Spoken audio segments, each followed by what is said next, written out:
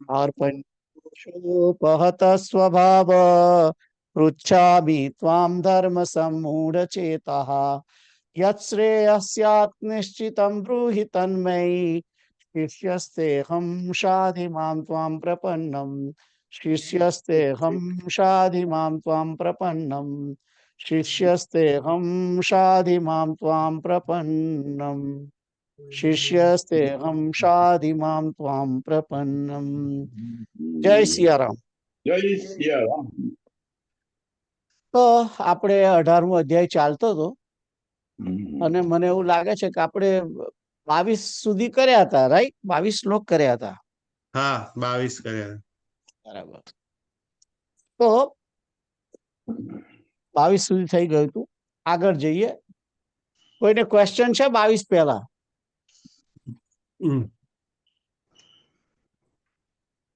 ગઈ વખતે પેલી વાત થઈ હતી, તમે યાદ કરવાનું કહ્યું હતું કે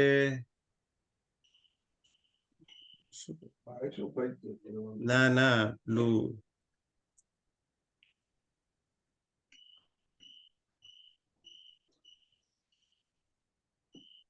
સીતારામ, તમને યાદ નથી, મને યાદ આવી ગયું. એ ખબર છે પણ શબ્દ યાદ નહીં આવતો અત્યારે. ઓકે, ક્વેશ્ચન એવો હતો, પ્રશ્ન મેં જ કર્યો હતો તમે જ કર્યો કે એ 20મો જે શ્લોક છે, 20, 21 અને 22, 20મા શ્લોકમાં એમ કહ્યું છે કે સાત્વિક જ્ઞાન કોને કહેવાય, 21મા શ્લોકની અંદર હતું રાજસ જ્ઞાન કોને કહેવાય, અને 22મા શ્લોકની અંદર હતું તામસ જ્ઞાન કોને કહેવાય. તો 20મા શ્લોકમાં એમ હતું કે જે જ્ઞાન વડે જુદા જુદા સર્વભૂતોમાં એક અવિનાશી પરમાત્મા ભાવને વિભાગ રહિત સમભાવથી જુએ છે તે જ્ઞાનને સાત્વિક જાણ એમ કહ્યું હતું, રાઈટ? અને તે રાજસ જ્ઞાન છે એનો અર્થ તો એવો કયો હતો કે જે જ્ઞાન વડે સંપૂર્ણ ભૂતોની અંદર ભિન્ન ભિન્ન પ્રકારના અનેક ભાવોને જુદા જુદા કરીને જાણે છે તે જ્ઞાનને તું રાજસ જાણ. અને જે 22મો શ્લોક હતો એની અંદર હતું કે એક જે જ્ઞાન એક કાર્યરૂપ શરીરની અંદર જ સંપૂર્ણતાની જેવું જ આસક્ત છે તથા જે વિના યુક્તિ વાળો અને તત્વથી રહિત છે અને તુચ્છ તે જ્ઞાનને તામસ કહેવાય છે. તો સાત્વિક જ્ઞાન, રાજસ જ્ઞાન અને તામસ જ્ઞાન, આ વાતની આપણે વાત ચાલતી હતી. અને હવે તમે કહો કે તમે શું સમજ્યા છો આ ત્રણેય શ્લોકની અંદર, જે અર્થ લખ્યો છે એને તમે બરાબર સમજ્યા છો ખરા? મારી નોટમાં કે તમે શું સમજ્યા છો? પહેલો જે શ્લોક છે 20 નંબરનો, એમાં તમે શું સમજ્યા? એમાં સમતાનો ભાવ છે. સમતા પર મહત્વ આપ્યું છે. સમતાને મહત્વ આપ્યું છે. તમે કહ્યું કે મેં નોટ લખી છે સમતા. બીજામાં મને લાગે છે આપણે જલ્દી કરતા હતા, ટુવર્ડ્સ એન્ડ હતું ને, એટલે 21માનું મારે કશું લખ્યું નથી. ના, જલ્દી તો નથી કર્યું. તો કેતુલ ને પૂછ્યું તું, કેતુલ તમે શું સમજ્યા? લાસ્ટ વીક ખબર હતી, આ વીક નહીં. તો લખ્યું છે પહેલું શ્લોક 21 નંબરનો પહેલો શ્લોક, જુદા જુદા સર્વભૂતોમાં એક અવિનાશી પરમાત્મા ભાવને વિભાગ રહિત સંભાવથી જુએ છે તે સાત્વિક જ્ઞાન.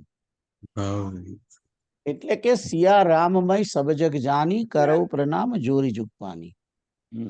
સર્વની અંદર પરમાત્મા રહેલો છે એવું જે જ્ઞાન રાખે છે એ સાત્વિક જ્ઞાન. બરાબર છે? ઓકે, બરાબર. બીજા 21મો શ્લોક છે તો સાત્વિક જ્ઞાનની તો ખબર પડી ગઈ. બીજા 22મા શ્લોકમાં કહે છે રાજસ જ્ઞાન કોને કહેવાય કે જે જ્ઞાન વડે મનુષ્ય સંપૂર્ણ ભૂતોની અંદર એટલે બધાની અંદર ભિન્ન ભિન્ન પ્રકારના અનેક ભાવોને, ભિન્ન ભિન્ન પ્રકારના ભાવો એટલે કે તારી અંદર હું મિત્રનો ભાવ જોઉં, તારા ફાધરની અંદર વડીલનો ભાવ જોઉં, તારી મોમની અંદર માતાનો ભાવ જોઉં, એ વાત છે. અને એ અનેક ભાવોને જુદા જુદા કરીને જાણે છે. એટલે કે હું શિવમની અંદર પુત્રનો ભાવ જોઉં અને રંજનની અંદર પત્નીનો ભાવ જોઉં અને કિરીટ અંકલની અંદર વડીલ અંકલનો ભાવ જોઉં, કેતુલની અંદર પુત્રનો ભાવ જોઉં. એ વાત જે છે એટલે જુદા જુદા ભાવ છે. અહીંયા આગળ સીતારામનો ભાવ જોવાનો નથી. જે વ્યક્તિ જેવો છે એવા અનેક પ્રકારના જુદા જુદા ભાવ છે. એ રીતે ભાવ તરીકે તમે જુઓ છો તે રાજસ જ્ઞાન છે. એટલે વ્યવહારિક જ્ઞાન જે છે એ રાજસ જ્ઞાન. અને 22મો શ્લોક કે છે કે જે જ્ઞાન એક કાર્યરૂપ શરીરમાં જ કે હું અને મારું સંપૂર્ણતાની જેવું આસક્ત છે. એટલે મને મારું જ મારા શરીરથી જોડાયેલું જે છે તેની અંદર જ મુખ્ય મારો કોન્સન્ટ્રેશન હોય અને બીજાને હું અવગણના કરું અને કેવલ મારા શરીરને લગતી આસક્તિ, મારા શરીરથી જે જોડાયેલા છે એમની પ્રત્યેની આસક્તિ, અને એમાં કોઈ હેતુ ના હોય, કોઈ હેતુ નહીં, કઈ એવું સ્પેસિફિકલી એ પણ નથી. અને તત્વ અર્થથી રહિત જે જ્ઞાન છે એ તુચ્છ જ્ઞાન અને તામસ જ્ઞાન. હું ને મારું, અયમ પરો નિજ, અયમ પરો નિજ ગણના નામ લઘુ ચેતસામ. એ જે લઘુ ચેતના વાળા છે, સંકુચિત ભાવ વાળા જે છે તે પોતાનું જ જુએ. ધૃતરાષ્ટ્ર કેવલ પોતાના પુત્રોનું જ જુએ છે. એ પાંડવોના દીકરાઓનું જોતો જ નથી. એને દેખાતા જ નથી. એ ખ્યાલ આવ્યો? તો એ તામસ ભાવ છે. એને બીજું કોઈ આજુબાજુનું દેખાતું નથી. 11 અક્ષૌહિણી સેના મરી જશે એનો કઈ એને યુદ્ધમાં બધા ભેગા થયા છે, પણ પેલા 11,000 મરી જવાના છે પોતાના યુદ્ધ, પોતાના માટે, પોતાના છોકરાઓ માટે જે લડી રહ્યા છે એ બધા મરી જવાના છે. એની એને કોઈ ચિંતા નથી. એને એના 100 દીકરાઓની જ ચિંતા છે. એ તામસ ભાવ છે. ખ્યાલ આવ્યો? બીજા મરી જાય એને વાંધો નહીં. પોતાના પક્ષના છે તેમ છતાં પણ પોતાના પક્ષ માટે જ લડે છે, તેમ છતાં એ મરી જાય એનો કોઈ વાંધો નથી. પણ દુર્યોધન જીવતો રહેવો જોઈએ, દુશાસન જીવતો રહેવો જોઈએ. આ જે ભાવ છે તે તામસ ભાવ છે. ખ્યાલ આવ્યો?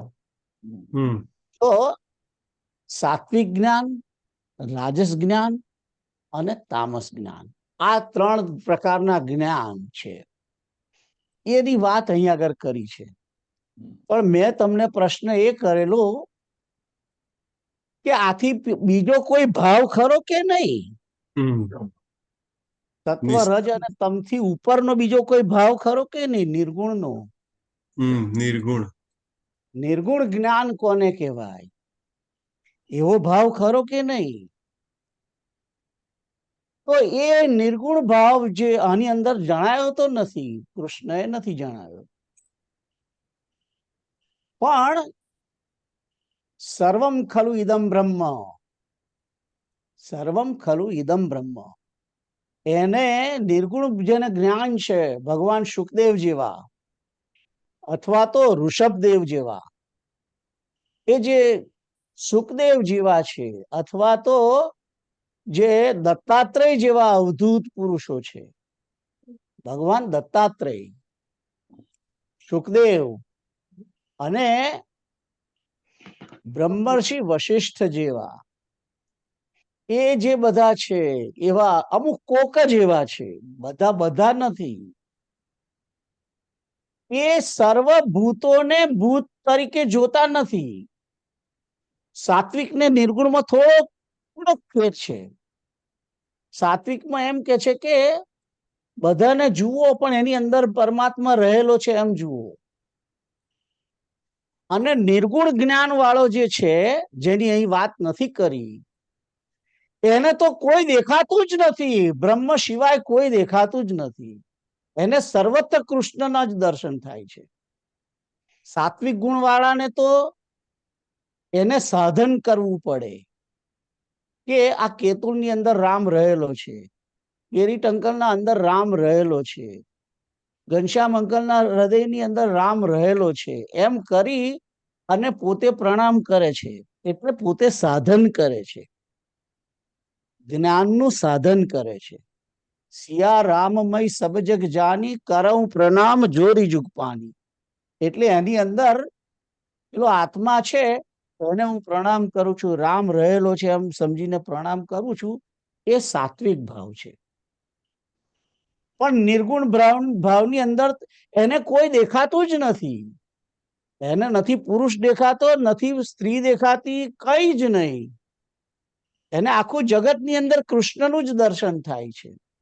નિર્ગુણ બ્રહ્મ, એ નિર્ગુણ જ્ઞાન વાળા જે ભગવાન શુકદેવ જેવા જે છે, જે પોતે કહેતા પણ નથી કે વ્યાસ નારાયણ મારા પિતાની અંદર ભગવાન બેઠો છે, એમ પણ નથી કહેતા. વ્યાસ એમને બૂમો પાડીને બોલાવે છે, પુત્ર પુત્ર. એને પિતા નથી દેખાતા. અને એનો આત્મા જે છે સર્વત્ર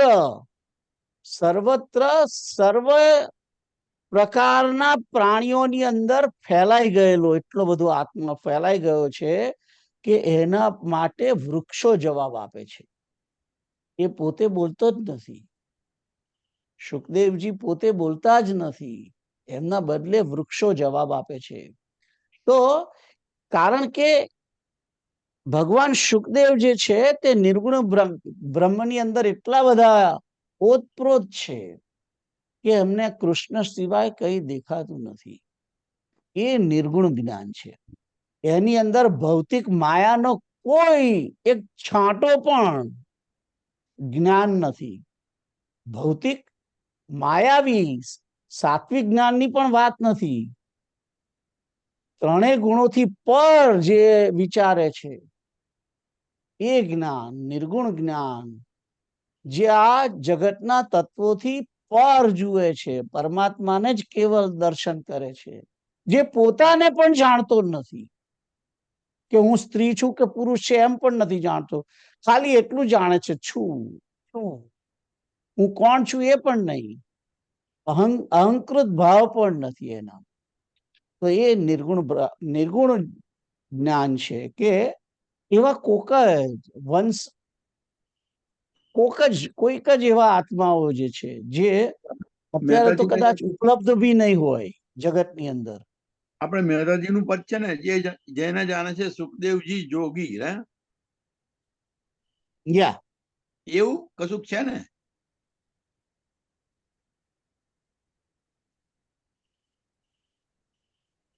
પદ મને યાદ નથી, પણ એવું કઈ પણ મને પદ જ યાદ નથી, ટેલ યુ ટ્રુથ. પણ એટલું માની લો તમે કે જે સર્વત્ર કોઈને કોઈને એને કોઈ નજરમાં જ નથી આવતું. એ બધા કૃષ્ણ કૃષ્ણ ને કૃષ્ણ જ એને ખબર પડે છે. એને સ્ત્રી છે કે પુરુષ છે એવો પણ ભાવ નથી. સામે જુએ છે પણ તેમ છતાં એનો કોઈ ભાવ નથી કે આ સ્ત્રી છે કે પુરુષ છે. એ જે એવા જે છે એ નિર્ગુણ જ્ઞાનીઓ છે. તો આ બાબતમાં મેં તમને પ્રશ્ન કરવાનો કહ્યો હતો, તો એ તમને હવે ખ્યાલ આવ્યો હશે, રાઈટ? કોઈને ક્વેશ્ચન છે એ બાબતમાં? હવે ના. Very good. તો 23મો શ્લોક તમે વાંચો હવે. હા. નિયતમ સંગરહિતમ રાગદ્વેષતઃ કૃતમ અફલા પ્રેપ્સુના કર્મ યત્તत् સાત્વિકમ ઉચ્યતે. નિયતમ સંગરહિતમ અરાગદ્વેષતઃ કૃતમ અફલ પ્રેપ્સુના કર્મ યત્તત્ સાત્વિકમ ઉચ્યતે. તો અહીં આગળ કહે છે કે કર્મ કોને, સાત્વિક કર્મ કોને કહેવાય, સત્કર્મ કોને કહેવાય, એની વાત અહીં આગળ આ શ્લોકની અંદર કરેલી છે. તો યત એટલે કે જે, પહેલું તો સંધિ છૂટી પાડીને કહ્યું નિયતમ સંગરહિતમ અરાગ દ્વેષતઃ કૃતમ અફલ પ્રેપ્સુના કર્મ યત તત સાત્વિકમ ઉચ્યતે. એટલે યત એટલે કે જે, યત કર્મ, કયું કર્મ, જે કર્મ નિયતમ, નિયતમ એટલે કે નિયતિએ નક્કી કરેલું છે અથવા તો શાસ્ત્ર વિધિથી નિયત કરેલું છે, જે કર્મ વેદોએ જણાવેલું છે તે નિયત કર્મ છે, નિયતમ કર્મ. અને સંગરહિતમ, કર્તાપણાના અભિમાનથી રહિત, કર્તા પોતે જોડાયેલો ના હોય એની જોડે, તે કર્તાપણાના અભિમાનથી રહિત કર્મ. અફલ પ્રેપ્સુના એટલે કે ફળને નહીં ચાહનાર પુરુષ વડે, પ્રેપ્સુના એટલે કે ચાહનાર પુરુષ વડે, અફલ એટલે કે ફળને ના ચાહનાર પુરુષ વડે. અને કેવી રીતે, અરાગ દ્વેષતઃ એટલે કે રાગ દ્વેષ વગરનું, કૃતમ કરેલું કર્મ, તત એટલે કે તે સાત્વિકમ ઉચ્યતે, તે સાત્વિક કહેવાય છે, એમ કે છે. એટલે કે સાત્વિક કર્મ માટે ચાર વસ્તુ કહેલી છે. કોને સાત્વિક કહેવાય? એક તો કર્મ શાસ્ત્ર વિધિ પૂર્વકનું હોવું જોઈએ, શાસ્ત્ર વિધિથી નિયત હોવું જોઈએ. બીજું સંગ રહિત હોવું જોઈએ, આસક્તિ વગર, કે મેં કર્યું એવો ભાવ ના હોય, એવો ભાવ ના હોય તે કર્મ. અને ફળની ઈચ્છા ના હોય તેવું કર્મ. અને રાગ દ્વેષ વિનાનું કર્મ. એટલે ફળની આશા નથી, ફળ લેવાનું નથી, ફળની ઈચ્છા નથી રાખી, એટલે એને દ્વેષ નહીં કરવો જોઈએ, એની અંદર ઉદાસીન નહીં રહેવું જોઈએ, ઉત્સાહપૂર્વક કરવાનું એ કાર્ય. અને રાગ વિનાનું, ભલે આપણે ના જોઈતું પણ બીજાના માટે, કોઈ આપણા છોકરાઓ માટે કરતા હોય એવો રાગ પણ ના હોવો જોઈએ અંદર. એટલે સાત્વિક કર્મ કોને કહે છે? શાસ્ત્ર વિધિથી નિયત, કર્તાપણાના અભિમાનથી રહિત, કે હું જ આ વસ્તુ કરું બીજો ના કરે એવું પણ નહીં, કર્તાપણાના અભિમાનથી રહિત.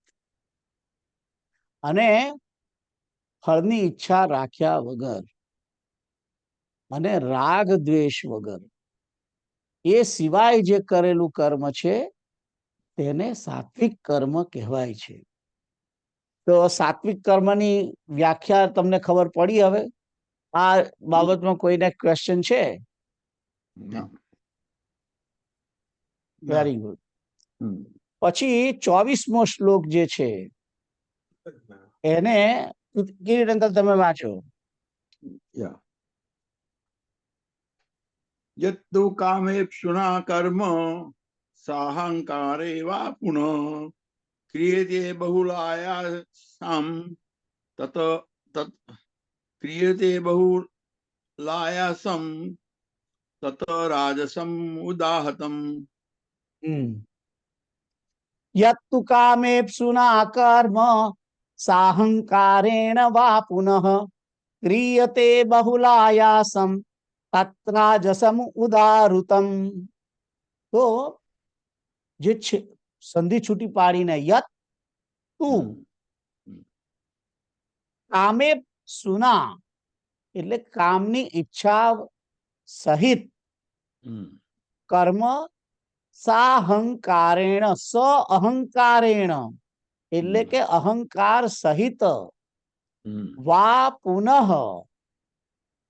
તથા ક્રિયતે બહુલાયાસમ એટલે કે ક્રિયતે એટલે કે કરવામાં આવે છે, બહુલાયાસમ એટલે કે બહુ આયાસ વાળું એટલે કે બહુ પરિશ્રમ વાળું જે કર્મ છે. તત રાજસમ ઉદારુતમ. ઉદારુતમ એટલે કે કહેવાય છે, તેને રાજસ કહેવાય છે એમ કે છે. એટલે અહીં આગળ રાજસ કર્મની અંદર 3-4 વસ્તુ છે.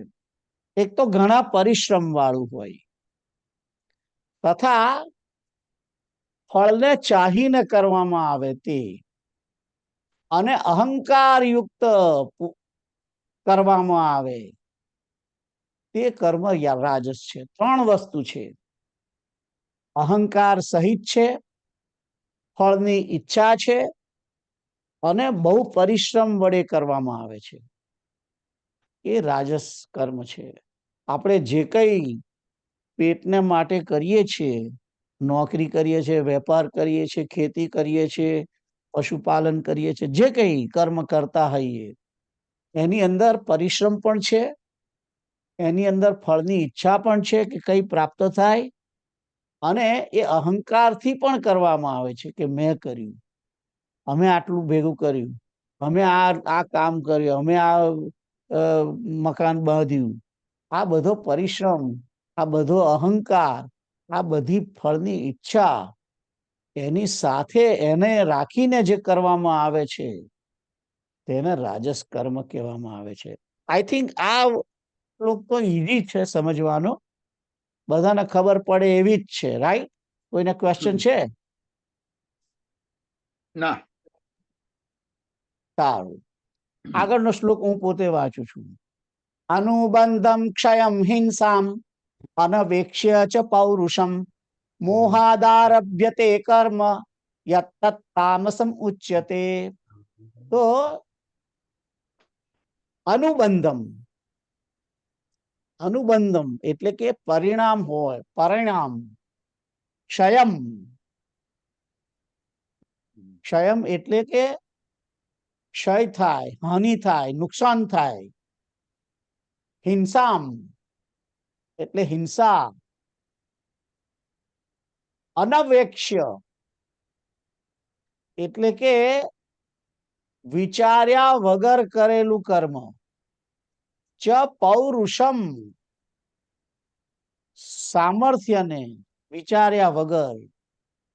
મોહાત કેવળ અજ્ઞાનપૂર્વક. આરભ્યતે એટલે કે આરંભ કરવામાં આવે છે કર્મ.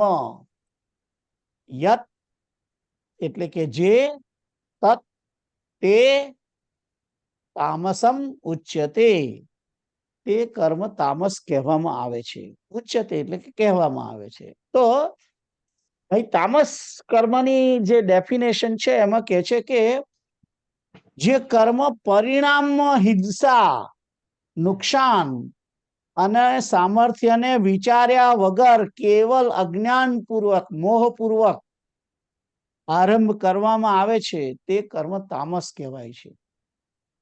એટલે કે જે કર્મ આપણે કોઈનું દેખાદેખી કરીને કરીએ, વિચાર્યા વગર કે આણે કર્યું છે ચલો આપણે કરીએ, પણ એમ નહીં કે મારી જોડે આટલા પૈસા છે કે નહીં, મારી જોડે આટલી દ્રવ્ય શક્તિ છે કે નહીં, આટલી કર્મ શારીરિક શક્તિ છે કે નહીં, જ્ઞાન શક્તિ છે કે નહીં, એનો કોઈ વિચાર કરવાનો નહીં.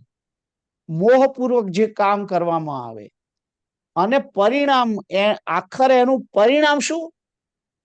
નુકસાન અને હિંસા. પરિણામમાં જેના વડે નુકસાન થાય, પરિણામમાં હિંસા પ્રાપ્ત થાય છે, હમ. અને પોતાના સામર્થ્યનો વિચાર કર્યા વગર કેવળ મોહપૂર્વક જ જે કર્મનો આરંભ કરવામાં આવે છે તે કર્મ તામસ કહેવાય છે. આઈ થિંક બહુ ઇઝી છે. કોઈને ક્વેશ્ચન છે આ બાબતમાં? ના. ના. તો આ ત્રણ જે શ્લોકો છે 23, 24 અને 25, એ ત્રણ પ્રકારના જુદા જુદા કર્મ છે. સાત્વિક કર્મ કોને કહેવાય, રાજસ કર્મ કોને કહેવાય અને તામસ કર્મ કોને કહેવાય.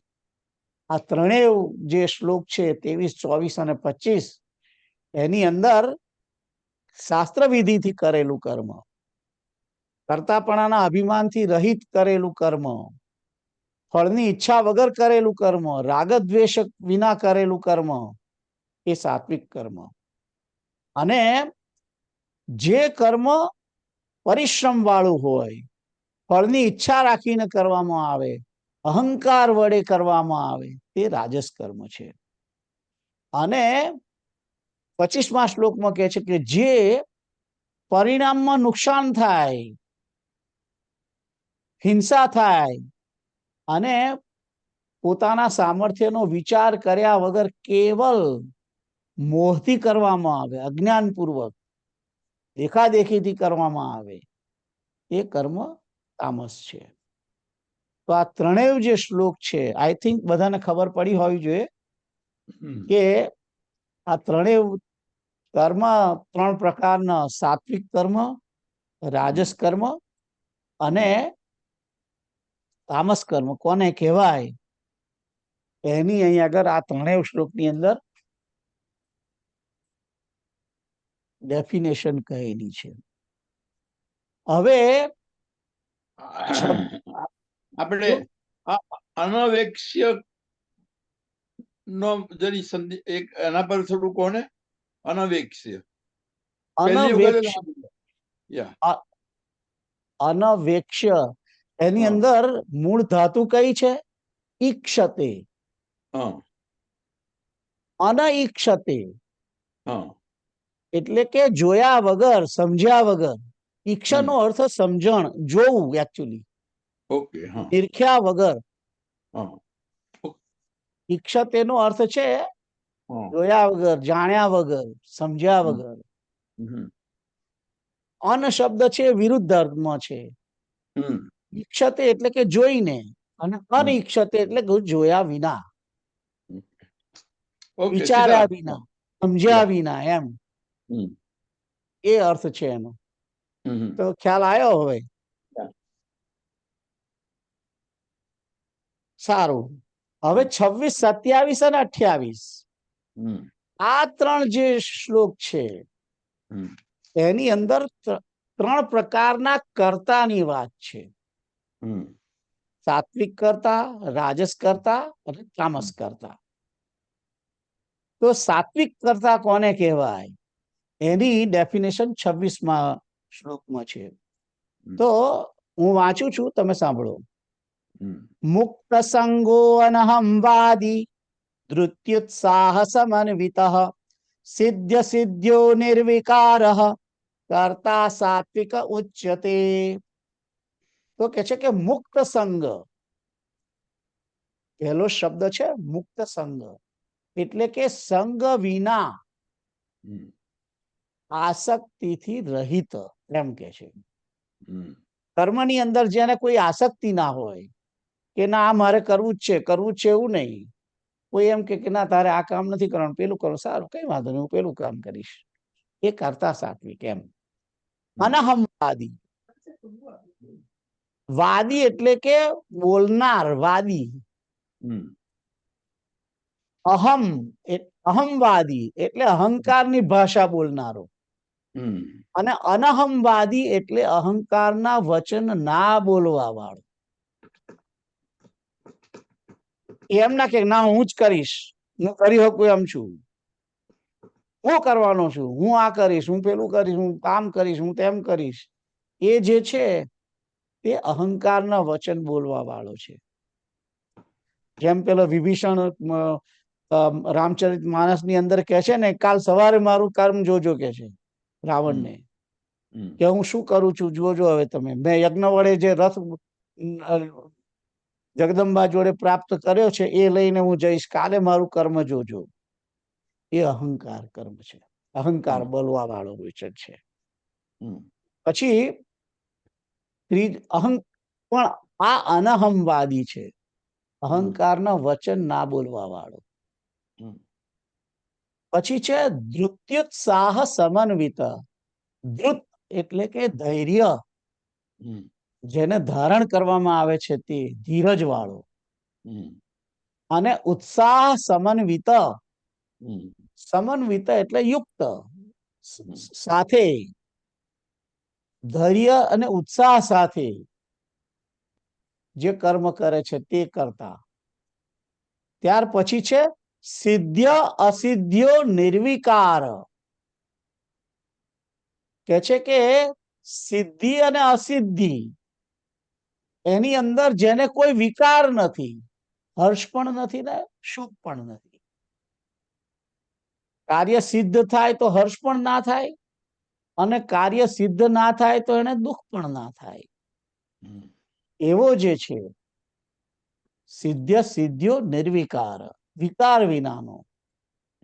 એક કામ સફળ થાય કે ના થાય એને કોઈ એ નથી, એને કોઈ પ્રકારનું દુઃખ ના થાય. એને સિદ્ધિ થાય તો પણ કે ઠીક છે, એમ કે હર્ષ ના થાય, અને ના સિદ્ધ થાય તો પણ હર્ષ ના થાય. એવો જે કર્તા છે તે સાત્વિક કર્તા છે. તો સાત્વિક કર્તાની અંદર 4 વસ્તુઓ છે. જેવી રીતે સાત્વિક કર્મની અંદર 4 વસ્તુઓ હતી, એમ સાત્વિક કર્તાની અંદર પણ 4 ગુણો કહેલા છે. મુક્ત સંગ એટલે કે આસક્તિથી રહિત, અનહમવાદી અહંકારથી બોલે નહીં તે, અહંકારના વચન ના બોલવા વાળો અનહમવાદી, અને ધીરજ અને ઉત્સાહ સાથે થી યુક્ત હોય, અને સિદ્ધ્ય સિદ્ધ્યો નિર્વિકાર. કાર્ય સિદ્ધ થાય કે ના સિદ્ધ થાય એની અંદર એને હર્ષ અને શોક ના થાય, તે કરતા સાત્વિક કહેવાય છે. તો આ સાત્વિક કર્તાની ડેફિનેશન છે. હવે તમે જુઓ કે સાત્વિક કર્મ જે 23મા શ્લોકની અંદર કહ્યું છે એમાં શું હતું? કર્તાપણાના અભિમાનથી રહિત, રાઈટ? એ જ વસ્તુ અહીં છે, અનહમવાદી. મુક્ત સંગ્રહ એટલે કે જેને રાગ દ્વેષ નથી, તે જેને આસક્તિ નથી. કર્તાપણાનું અભિમાન એટલે આસક્તિ પણ થાય અને અહંકાર પણ થાય, એ 2 વસ્તુ છે. અને અફલ પ્રેપ્સુના, કર્મની અંદર જેને ફળની ઈચ્છા ના હોય, એ જ વસ્તુ અહીંયા આગળ કહી છે કે કાર્ય સિદ્ધ થાય કે ના થાય એને હર્ષ શોક ના થાય. ખ્યાલ આવ્યો? 23 અને 26 ની અંદર એક સામ્ય છે, તમે જુઓ. એક પ્રકારનું સમન્વય છે, બંને સરખું જ છે. સાત્વિક કર્તા કોને કહેવાય અને સાત્વિક કર્મ કોને કહેવાય, એ બંને શ્લોકો તમે જોડે જોડે જુઓ તો બરાબર ખ્યાલ આવી જાય કે કેવો કર્તા હોય અને કેવું કર્મ હોય. ખ્યાલ આવ્યો? બસ એક જ વસ્તુ પેલામાં વધારે છે, શાસ્ત્ર નિયત કર્મ, એને સત્કર્મ કે છે. આની અંદર શાસ્ત્રની વાત નથી, પણ આની અંદર આસક્તિ રહિત, અનહમવાદી, ધીરજ અને ઉત્સાહ સાથે, અને કાર્ય સિદ્ધ થાય કે ના થાય એમાં હર્ષ શોકથી રહિત હોય, તે સાત્વિક કર્મ. તો કરતા. તો આઈ થિંક 26મો શ્લોક તો ઈઝી છે, રાઈટ? કોઈને ક્વેશ્ચન છે? ના. સારું, આગળનો શ્લોક કેતુલ તમે વાંચો. 27. ક્યાં? 27. રાગી કર્મ ફલ પ્રેપ્સુ લુબ્ધો હિંસાત્મકો શુચિ હર્ષ શોકાન્વિત કર્તા રાજસ પરિકીર્તિત. હા, તો કે છે કે રાગી કર્મ ફલ પ્રેપ્સુર લુબ્ધો હિંસાત્મકો શુચિ હર્ષ શોકાન્વિત કરતા રાજસ પરિકીર્તિત. પરિકીર્તિત એટલે કે કહેવાય છે, એમ ગવાય છે, એવો કહેવામાં આવે છે, પરિકીર્તિત. અહીં આગળ રાગી કહ્યું છે એટલે કે આસક્તિથી રહિત કર્મ કરે છે તે. કર્મ ફલ પ્રેપ્સુ, પ્રેપ્સુ એટલે કે ઈચ્છા વાળો, કર્મના ફળને ચાહવા વાળો, કર્મના ફળની ઈચ્છા વાળો જે છે. લુબ્ધ છે એટલે કે લોભી છે. હિંસાત્મક, બીજાને કષ્ટ આપવાના સ્વભાવ વાળો છે, હિંસા કરવા વાળો છે. અશુચિ છે, અશુચિ એટલે કે અપવિત્ર. હર્ષ શોકાન્વિત, હર્ષ અને શોકથી લેપાયેલો છે. અને એવો જે કર્તા છે તે રાજસ કર્તા છે, એમ કે છે.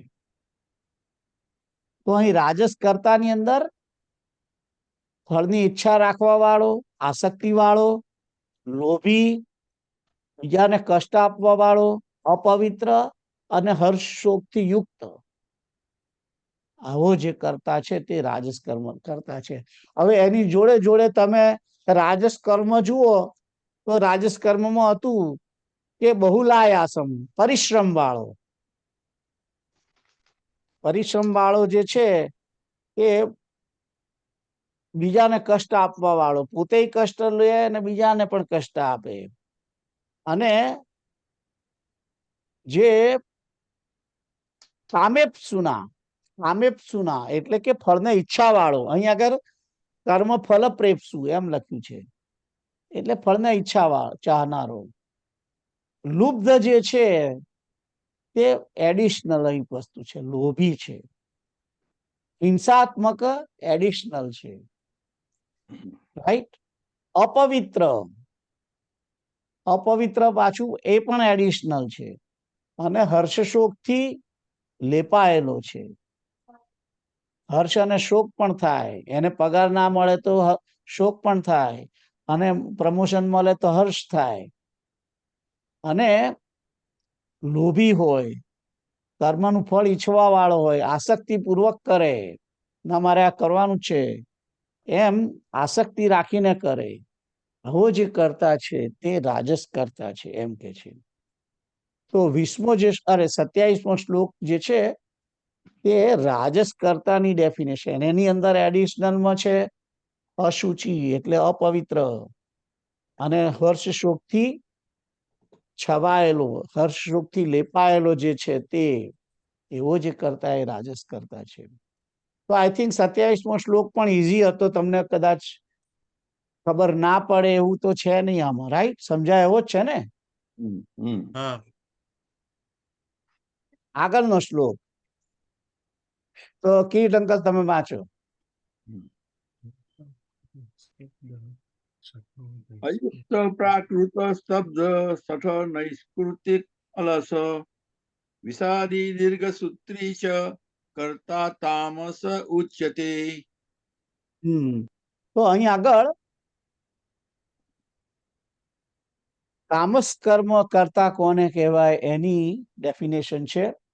અયુક્ત પ્રાકૃત સ્તબ્ધ શઠો નૈષ્કૃતિકોલસ વિષાદી દીર્ઘ સૂત્રી ચ કર્તા તામસ ઉચ્યતે.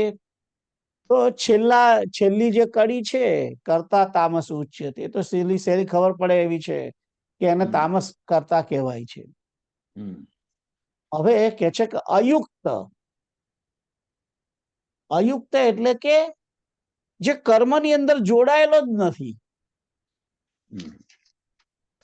જોડાયેલો જ નથી, એને પરણે એનું મન નથી કામ કરવામાં.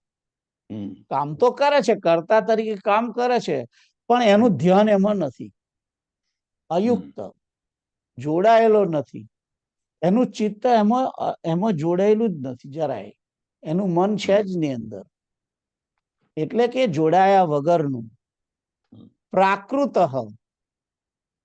પ્રાકૃત એટલે કે શિક્ષા રહિત, જેને કોઈ જ્ઞાન જ નથી એના વિશે, કે આ કર્મ કેવી રીતે કરવાનું છે એ એને ખબર નથી, એને એના એના એને એને ખ્યાલ જ નથી કે આ કેવી રીતે કરવું જોઈએ, એનું એને જ્ઞાન નથી. તે સ્તબ્ધ, સ્તબ્ધ એટલે કે ઠૂંઠાની માફક ઉભો રહે, અનમ્ર કહેવાય એને, કે એને કામ પ્રત્યે કોઈ જરાય પણ એ ના હોય. છઠ, ધુતારો, નૈષ્કૃતિક એટલે કે બીજાની આજીવિકાનો નાશ કરનારો, કોઈનું કર્મ બગાડે, કર્મ થતું હોય એ કર્મને બગાડવા માટે જ ઉભો થયો હોય ત્યાં આગળ. વિષાદી, શોક કરે, કોઈ પણ કામ કરવાનું હોય તો એ શોક કરે. અલસહ, આળસુ. દીર્ઘસૂત્રી, દીર્ઘસૂત્રી એટલે કાલે કરીશ, હવે આજે નહીં કરવું, એને લંબાયા કરે, એને એમ કે સારો થોડા અઠવાડિયા પછી કરીશ. કે પેલો સત્યનારાયણની કથામાં આવે છે ને, પેલો વાણિયો કે છે કે હવે આ મારી પુત્રી કલાવતી મોટી થશે તારે હવે સત્યનારાયણની કથા કહીશ, કરાવીશ. એ દીર્ઘસૂત્રી, ખ્યાલ આવ્યો? એટલે કર્મ કરવાની અંદર એ લંબાયા કરે, એને ઉત્સાહ જ ના હોય, એ બહાના કાઢ્યા કરે, આળસ કર્યા કરે, શોક વાળો સ્વભાવ, કે આ મારે કરવાનું છે, મારે કરવાનું, એવું અણગમો કરે તે. અને નૈષ્કૃતિક એટલે કે એ કાર્યને નાશ કરે, એને કાર્ય કરે નહીં, એ ગમે તેમ બેઠું તારે અને જેવું તેવું ગમે તેવું કરીને મૂકે. પૂરેપૂરું જે એનો જે ઉદ્દેશ હોય, એનું જે લક્ષ્ય હોય, એ તો લક્ષ્ય તો પૂરું પડે જ નહીં કોઈ દિવસ. ઉલટી એ કાર્ય એ બગાડે. એટલે એ નૈષ્કૃતિક એટલે કાર્યને બગાડે, એનું જે ફળ હોય એનું નાશ કરી નાખે એવો. શઠ એટલે કે દુતારો, અથવા તો એને એક પ્રકારનો લુચ્ચો એમ કહો તોય ચાલે.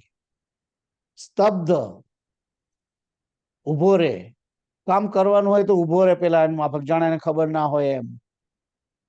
પ્રાકૃત, શિક્ષા રહિત હોય, એને જ્ઞાન જ ના હોય, કામ કેમનું કરવાનું છે એનું કોઈ ખબર ના હોય. અયુક્ત એટલે કે મન વગરનું કામ કરે તે. તો આ બધા લક્ષણ વાળો જે કોઈ વ્યક્તિ હોય તે તામસ કરતા કહેવાય. ખ્યાલ આવ્યો? એને તામસ કરતા કહેવાય છે. તો આ રીતે અહીં આગળ તામસ કર્તાની ડેફિનેશન આપી છે. તો કોઈને કશી આની અન્વય કોઈ ક્વેશ્ચન છે? ના, પોતાની ડેફિનેશનમાં કઈ કહેશો, હે પોતાની ડેફિનેશન નો ક્વેશ્ચન કરી હોય.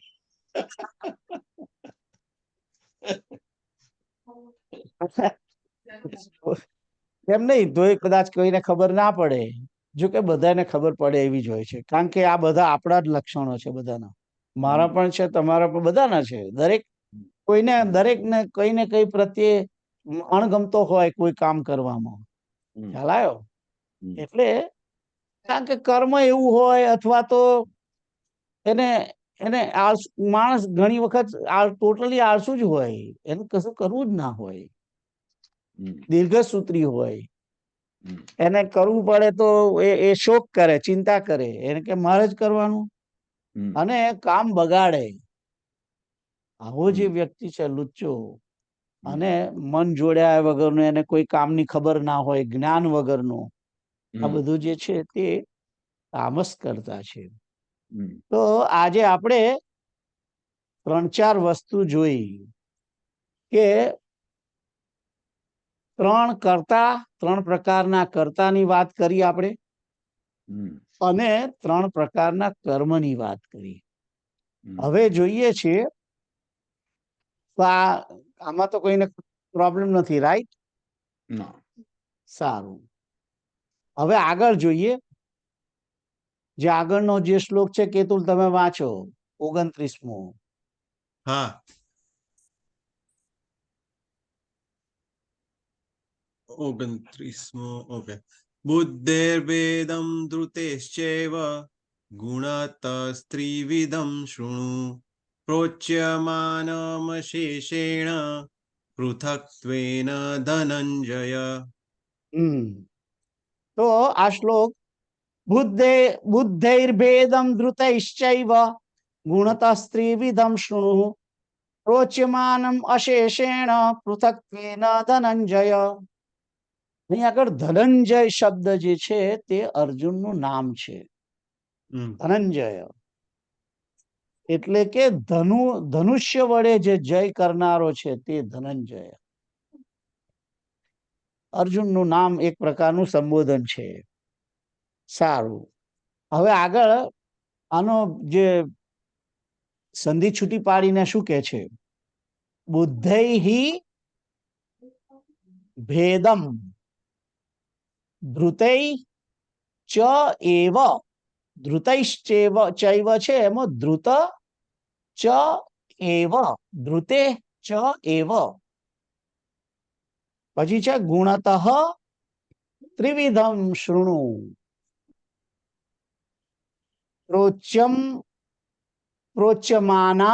પ્રોચ્યમાનમ અશેષેણ પૃથક્ત્વેન ધનંજય. તો અહીં આગળ એમ કે ધનંજય, હે ધનંજય, હે અર્જુન, બુદ્ધૈહિ એટલે કે બુદ્ધિના, ચ એટલે અને, ધૃતે એટલે કે ધારણ શક્તિ, ધારણા અથવા તો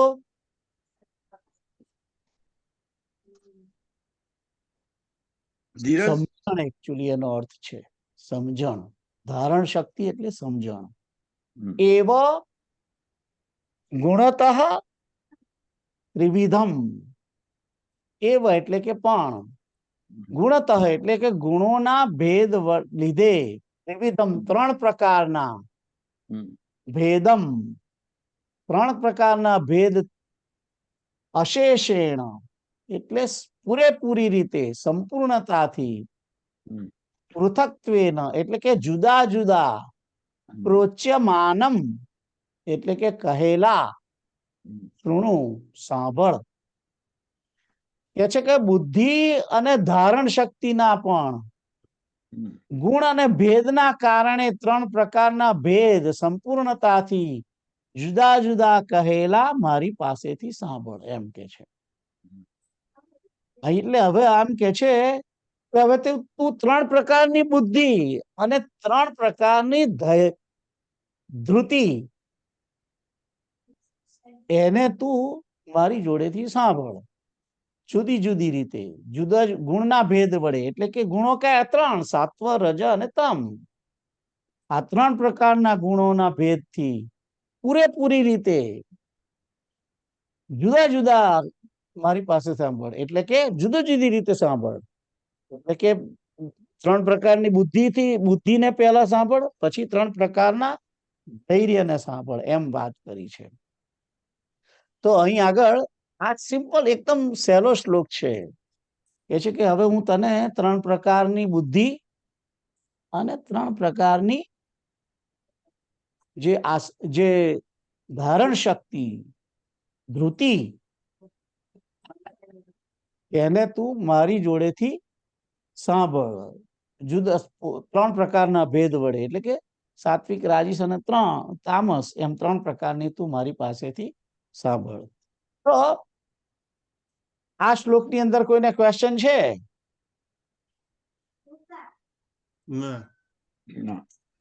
વેરી ગુડ. એટલું જ કહ્યું છે કે 3 પ્રકારની બુદ્ધિ અને 3 પ્રકારની જે ધૃતિ છે, ધૃતિ એટલે કે ધારણ કરવું, એને તું મારી જોડેથી સાંભળે એમ કે છે. તો આગળ જઈએ એ પહેલા સમય થવા આવ્યો છે. આમ તો આજે મારે વહેલું થોડું બંધ કરવું છે, કારણ કે સંકીર્તન વહેલું પૂરું થાય 9:30. તો આજે આટલે સુધી જ રાખીએ, 29 સુધી. ઓકે. અને આગળના જે 3 પ્રકારના જે બુદ્ધિ, 3 પ્રકારની બુદ્ધિ અને 3 પ્રકારના ધૃતિ, એને નેક્સ્ટ ટાઈમે જોઈશું. તો સંકીર્તન કરી લે 1-2 મિનિટ. શ્રી કૃષ્ણ ગોવિંદ હરે મુરારે, હે નાથ નારાયણ વાસુદેવ. શ્રી કૃષ્ણ ગોવિંદ હરે મુરારે, હે નાથ નારાયણ વાસુદેવ. શ્રી કૃષ્ણ ગોવિંદ હરે મુરારે, હે નાથ નારાયણ વાસુદેવ. શ્રી કૃષ્ણ ગોવિંદ હરે મુરારે, નારાયણ વાસુદેવ. શ્રી કૃષ્ણ ગોવિંદ હરે મુરારે, હે નાથ નારાયણ વાસુદેવ. શ્રી કૃષ્ણ ગોવિંદ હરે મુરારે, હે નાથ નારાયણ વાસુદેવ. પૂર્ણમદ પૂર્ણમિદં પૂર્ણાત પૂર્ણમુદચ્યતે પૂર્ણસ્ય પૂર્ણમાદાય પૂર્ણમેવાવશિષ્યતે. સર્વે ભવन्तુ સુખિનઃ, સર્વે સन्तુ નિરામયા, સર્વે ભદ્રાણિ પશ્યन्तુ, મા કશ્ચિत् દુઃખમાપ્નુયાत्. ઓમ તત્સત. ઓમ તત્સત. ઓમ તત્સત.